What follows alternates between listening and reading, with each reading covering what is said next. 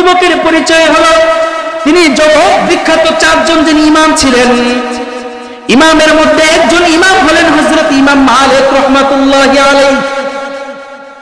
ইমাম মালিক রাহমাতুল্লাহি আলাইহি জগৎ বিখ্যাত একজন ইমাম ছিলেন, যিনি মুআত্তা মালিক প্রত্যেকটা আলেম, প্রত্যেকটা মুহাদ্দিস, প্রত্যেকটা মুফাসসির এই কিতাবগুলো পড়ে মুফাসসির, মুহাদ্দিস এবং আলেম হয়।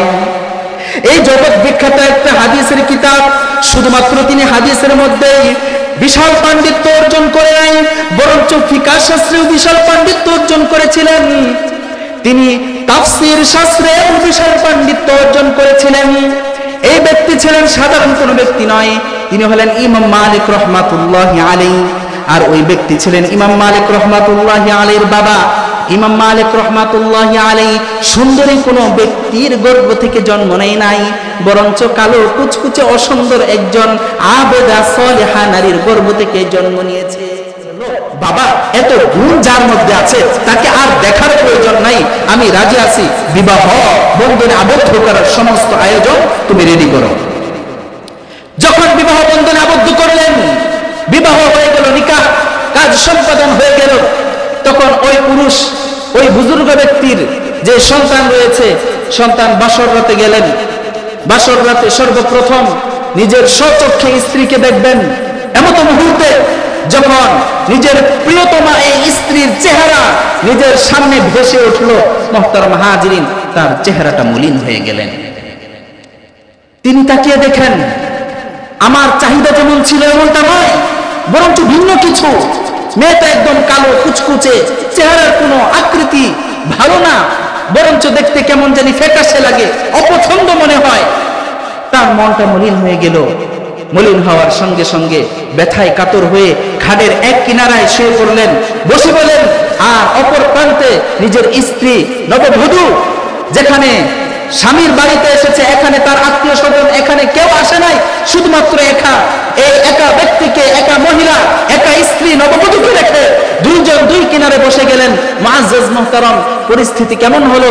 যেহেতু এই মহিলা একজন জ্ঞানী ব্যক্তি ছিলেন, আবেদা সালেহা ছিলেন, তিনি বিষয়টা বুঝতে পারলেন।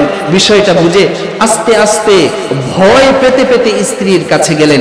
স্ত্রীর কাছে গিয়ে বললেন যে, প্রাণের স্বামী, আপনি মনে হয় আমার উপর রেগে আছেন, আমাকে পছন্দ হয় নাই।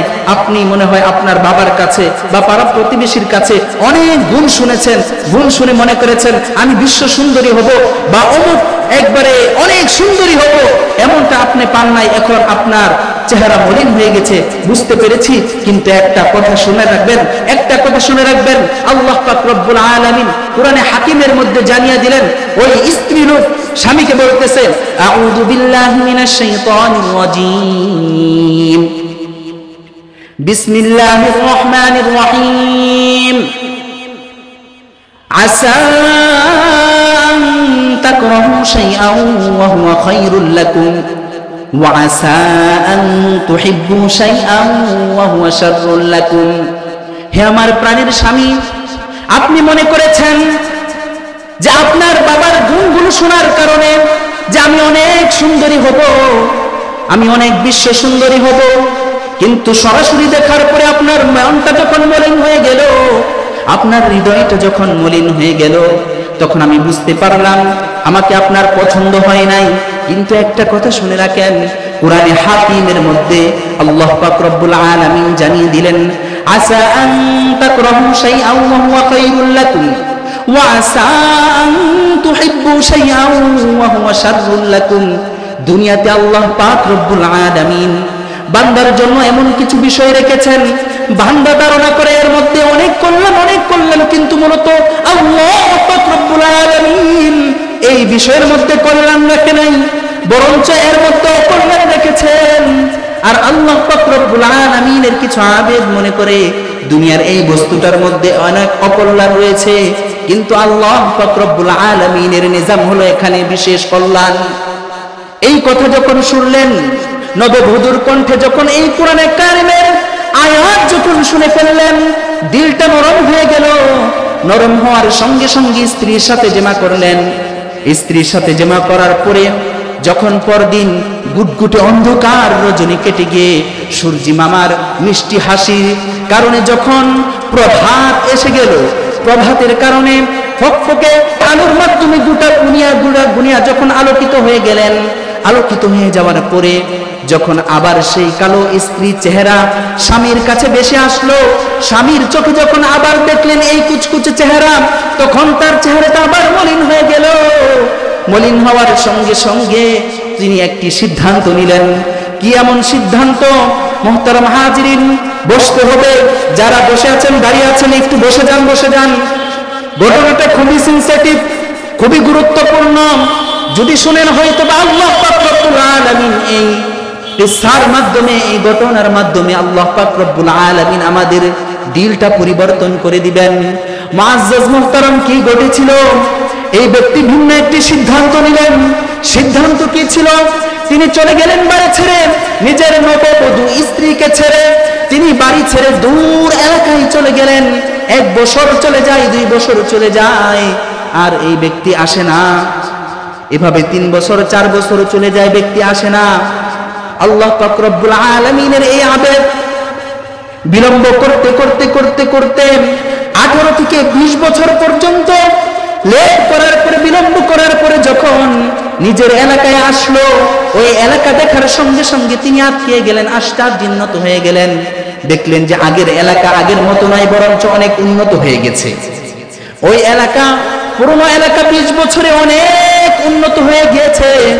আর উন্নত হওয়ার সঙ্গে সঙ্গে তার এলাকার মসজিদটা অনেক উন্নত হয়ে গিয়েছে। মসজিদে জোহরের নামাজ আদায় করলেন। জোহরের নামাজ আদায় করার পরে দেখলেন যে একজন দবদবে সুন্দর যুবক মসজিদের মিম্বারে বসে গেলেন। মিম্বারে বসে যাওয়ার সঙ্গে সঙ্গে সামনে হাজার হাজার জনতা, উলামায়ে কেরাম। চেহারা দেখলে বোঝা যায় সকলে উলামায়ে কেরাম। সামনে বসে আছে উলামায়ে কেরাম। উলামায়ে কেরাম এই দবদবে যুবকের তাকরীর গুলো শুনছে। একবার এক একটা তাকরীর করে হাদিসের দরজ দিচ্ছে, ফিকার দরজ দিচ্ছে, কোরআনের দরজ দিচ্ছে। এইভাবে দরজ যখন দিচ্ছে, মানুষ চতুর্দিক থেকে ছুটে এসে তার চটকদার এবং চমকপ্রদ বর্ণনা শুনছিলেন, আর একের পর এক মুগ্ধ হচ্ছিলেন। মুআজ্জাজ মুহতারাম এভাবে মুগ্ধ হতে হতে হতে হতে যখন এই মজলিস শেষ হয়ে গেল, তিনি চিন্তায় পড়ে গেলেন, এই যে দবদবি যুবক, সুন্দর যুবক, এই যুবকটা কে হতে পারেন? মজলিস শেষ হওয়ার সঙ্গে সঙ্গে এক ব্যক্তির কাছে গিয়ে দেখলেন, জিজ্ঞাসা করলেন, হে ভাই, আমাকে একটু বলতে পারবা নাকি এই যুবকের পরিচয়টা কি? এত সুন্দর তাকরীর, এত কোরআনের হিকমতওয়ালা কথা কোথা থেকে পেল? কিভাবে তিনি তাকরীর করলেন? মনোমুগ্ধ মতো, শুধু শুনতে মন চায়, শুধু মনতে চায়, শুনতে শুনতে হৃদয়টা উজাড় হয়ে যায়। মুআজ্জাজ মুহতারাম এভাবে শুনতে শুনতে এক পর্যায়ে ওই ব্যক্তিও যখন মুগ্ধ হয়ে গেছিলেন, তখন জিজ্ঞাসা করেছিলেন, পরিচয়টা কি? পরিচয়টা বললেন। ওই ব্যক্তি বলেন, বিষয় পরিচয় তো আমি দিতে পারবো না, বেশি পরিচয় আমি দিতে পারবো না, শুধু এতটুকু বলতে পারি। বলে যে কি এতটুকু পরিচয়? একটু বলো তাড়াতাড়ি, আমার তো হৃদয় সইতেছে না। বলে যে এই ব্যক্তির এতটুকু পরিচয় জানি যে ছোটবেলা তিনি যখন জন্ম হয় নাই, তার পিতার আচরণটা এমন ছিল, মাত্র একদিন নিজের নববধূর সাথে জিমা করার কারণে, জিমা করার পরের দিন যখন এই ব্যক্তি চলে যায়, 1 দিন 2 দিন 3 দিন চলে যায়, আজ পর্যন্ত এই ব্যক্তি আর বাড়িতে আসে নাই। পক্ষান্তরে এই ব্যক্তির গর্ভ থেকে এমন একটা যুবক, তব্বক যুবক আল্লাহ রব্বুল আলামিন দান করেছেন, যেই তব্বক যুবকের তাকরীর শোনার কারণে, তাকরীর, ফিকাহ, হাদিস সবকিছু এমন চমকপ্রদ বর্ণনা ছিল। এই সমস্ত বর্ণনা শোনার সঙ্গে সঙ্গে হাজার হাজার জনতা এমন ভাবে হৃদয় আপ্লুত হয়েছিল, এমন ভাবে তাদের হৃদয় আন্দোলিত হচ্ছিল যে সকলেই এই আলোচনা যখন শুরু হয়ে যায়, শেষ পর্যন্ত তারা তাকরীর শুনতে থাকেন। তিনি বুঝতে পারলেন সে যুবক আর কেউ নয়, বরঞ্চ ওই নালায়েক ব্যক্তিটাই আমি, যে এত বড় অপরাধ করেছি। তখন এই বাড়ির সন্ধান মিলার উপরে যখন বাড়ি তল্লাশি করার জন্য গেল, বাড়ি তল্লাশি করার পরে করাঘাত কাটলেন, করাঘাত নাড়লেন দরজায় করাঘাত নাড়ার পরে ওই দরজাগুলো গেট খোলার পরে ওই সুদর্শন যুবক, যে নাকি তাকরীর দিচ্ছিলেন মসজিদে মিম্বারে বসে, হাজার হাজার শ্রোতা তার তাকরীর শুনে মুগ্ধ হচ্ছিলেন, এই যুবক যখন সামনে আসলো, যুবকের কাছে পরিচয় জানতে চাইলেন। এই যুবক যখন জানতে চাইলেন, আপনি কি আপনার পরিচয় দেন, কেন আমাদের দরজায় করাঘাত করলেন? যুবককে উত্তর দিলেন, তুমি আমাকে চিনবা না, বরঞ্চ ভিতরে তোমার যে মা রয়েছে এই মায়ের কাছে গিয়ে বলো যে অমুক ব্যক্তি এসেছে, যেই ব্যক্তিকে আপনি কোরআনে হাকিমের মাধ্যমে নসিহত করেছিলেন, আসা আন তাকরাহু শাইআন ওয়া হুয়া খায়রুল লাকুম ওয়া আসা আন তুহিব্বু শাইআন ওয়া হুয়া শাররুল লাকুম, আসা আন তাকরাহু শাইআন ওয়া হুয়া খায়রুল লাকুম ওয়া আসা আন তুহিব্বু শাইআন ওয়া হুয়া শাররুল লাকুম। ব্যক্তি শোনার সঙ্গে সঙ্গে মায়ের কাছে ছুটে গেলেন, মায়ের কাছে গিয়ে বললেন, আম্মু এমন একটা ব্যক্তি এসেছে, যে ব্যক্তি পরিচয় দিতে পারলো না, শুধুমাত্র এতটুকু বললো। মা বললেন, কি বললো বাবা, একটু বলো তো। বলে যে ব্যক্তিকে নাকি তুমি বলেছিলে আসা আন তাকরাহু শাইআন ওয়া হুয়া খায়রুল লাকুম ওয়া আসা আন তুহিব্বু শাইআন ওয়া হুয়া শাররুল লাকুম। মুআজ্জাজ মুহতারাম, এই কথা শোনার সঙ্গে সঙ্গে ওই স্ত্রী লোক বলল যে হ্যাঁ বাবা, তারাকে জলদি ভিতরে আনো, জলদি ভিতরে আনো, সে সাধারণ কোনো ব্যক্তি না, বরঞ্চ তিনি হলেন তোমার জন্মদাতা পিতা। মুহতারাম হাজিরিন, এই যুবকের পরিচয় কি? এই যুবকের পরিচয় হলো তিনি জগৎ বিখ্যাত চারজন যিনি ইমাম ছিলেন, ইমামের মধ্যে একজন ইমাম হলেন হযরত ইমাম মালিক রাহমাতুল্লাহি আলাইহি। ইমাম মালিক রাহমাতুল্লাহি আলাইহি জগৎ বিখ্যাত একজন ইমাম ছিলেন, যিনি মুআত্তা মালিক প্রত্যেকটা আলেম, প্রত্যেকটা মুহাদ্দিস, প্রত্যেকটা মুফাসসির এই কিতাবগুলো পড়ে মুফাসসির, মুহাদ্দিস এবং আলেম হয়। এই জগৎ বিখ্যাত একটা হাদিসের কিতাব, শুধুমাত্র তিনি হাদিসের মধ্যেই বিশাল পাণ্ডিত্য অর্জন করে নাই, বরঞ্চ ফিকহ শাস্ত্রেও বিশাল পাণ্ডিত্য অর্জন করেছিলেন। তিনি তাফসীর শাস্ত্রেও বিশাল পাণ্ডিত্য অর্জন করেছিলেন। এই ব্যক্তি ছিলেন সাধারণ কোনো ব্যক্তি নয়, তিনি হলেন ইমাম মালিক রাহমাতুল্লাহি আলাইহি। আর ওই ব্যক্তি ছিলেন ইমাম মালিক রাহমাতুল্লাহি আলাইহির বাবা। ইমাম মালিক রাহমাতুল্লাহি আলাইহি সুন্দরী কোনো ব্যক্তির গর্ভ থেকে জন্ম নেয় নাই, বরঞ্চ কালো কুচকুচে অসুন্দর একজন আবেদা সালেহা নারীর গর্ভ থেকে জন্ম নিয়েছে।